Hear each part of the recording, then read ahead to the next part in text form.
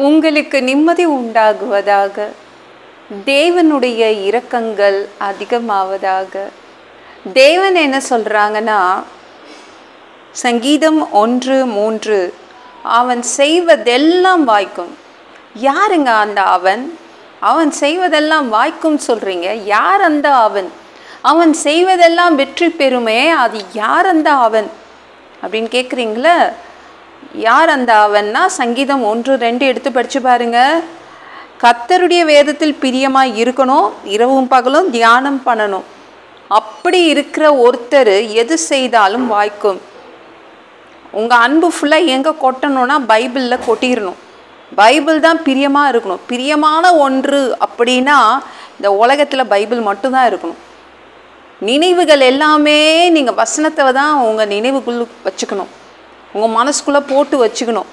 அப்படி நினச்சி பார்த்துக்கிட்டே இருக்கணும், இரவு பகல், டே அண்ட் நைட்டாக அந்த வசனங்களை, பைபிளில் உள்ள வசனங்களில், வேதத்தில் உள்ள வசனங்களை இரவும் பகலும் தியானிச்சுக்கிட்டே இருக்கணும், நினச்சி பார்த்துக்கிட்டே இருக்கணும்.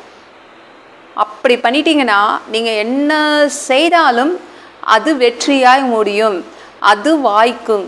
இதெல்லாம் ரொம்ப கஷ்டங்க அப்படின்றீங்களா? எப்போ பார்த்தாலும் என் பிரச்சனையை தான் என் நினைவுக்குள்ளே ஓடிட்டுருக்கு, என் பிரச்சனை, என் வேதனை, என் கண்ணீர், என் அவமானங்கள் தான் என்னுடைய சிந்தனைக்குள் அது பாட்டு ஓடிக்கிட்டு இருக்கும். அதுவே போட்டு பார்த்து ஓடிக்கிட்டே இருக்கும்.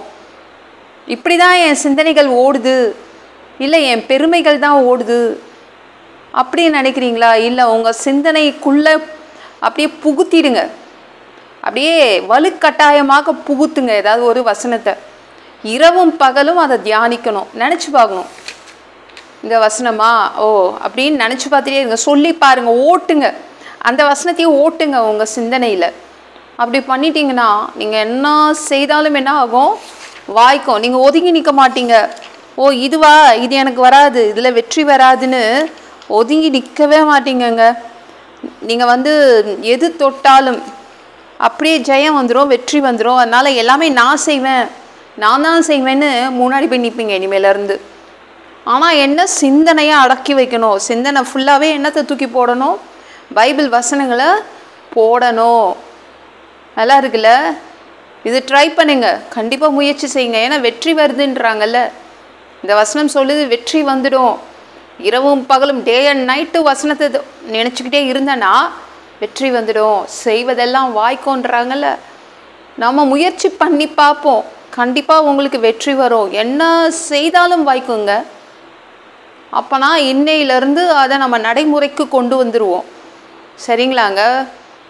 அன்பெல்லாம் தூக்கி யார் மேலேயும் நம்ம அன்பை வச்சுருப்போம்ல, அந்த அன்பெல்லாம் எடுத்துருங்க, ஃபுல் பைபிள் மேலே போடுங்க. ஏன்னா பரிசுத்த ஆவியானவர் எழுதினது தான் இந்த பைபிள். பைபிள் இல்லாதவங்க டவுன்லோட் பண்ணி வச்சுக்கோங்க செல்ஃபோனில். சரிங்களாங்க? இப்படி நீங்கள் பண்ணும்போது நம்மளுக்கு என்னென்னா, எது தொட்டாலும் வெற்றியாய் மாறிடும். சரிங்களாங்க?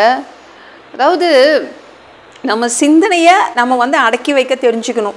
எதையோ அடக்கி வைக்கிறோங்க, சிந்தனையை அடக்கி வைங்க. நம்ம மனிதனை, நமக்குள் ஒருத்தர் இருக்கான்ல, அவனை அடக்கி வைங்க. சிந்தனைக்குள்ளே வேத வசனத்தை அப்படியே புகுத்திடுங்க இன்றைக்கி. சரிங்களா? தாவீதெல்லாம் ஃபுல்லாக சுரமண்டலத்தை கையில் வச்சுட்டு எப்போ பார்த்தாலும் பாட்டு தான். எப்போ பார்த்தாலும் ஆடு மேய்த்த அந்த ஒரு இளைஞன், ஒரு அவன் டீனேஜ் பாய் தான். அப்படிப்பட்ட பையன் எப்போ பார்த்தாலும் அந்த இளைஞன் பாடிக்கிட்டே இருந்தான், துதிச்சுக்கிட்டே இருந்தான். அவன் நினைவு ஃபுல்லாகவே என்ன இருந்துச்சு? தேவன் மேலே இருந்துச்சுங்க. அப்படி இருந்ததுனால தான் 40 நாள் எல்லாரும் ஒதுங்கிட்டாங்க. இந்த ராட்சத்தினால தான் நாங்கள் வெற்றி பெற முடியாது, இந்த அரக்கப்பிறவியெல்லாம் நாங்கள் வெற்றி கொள்ள முடியாது, போனாலும் தோற்று தான் போவோம் ராஜா, எங்களை போய் போன்றீங்களே, எத்தனையோ கிஃப்ட்டு கொடுத்து போன்றீங்களே, நாங்கள் போனால் தோற்று போயிடுவோம், நாங்கள் போக மாட்டோம்னு எல்லாருமே ஒதுங்கி நின்றுட்டாங்க இஸ்ரவேல் நாட்டு மக்கள். ஆனால் இந்த பிள்ளை நேராக போய் நான் போனால் வெற்றி கொள்வேன். அவன் தொட்டதெல்லாமே என்ன ஆச்சு? எல்லாமே வெற்றியாக வந்துச்சு.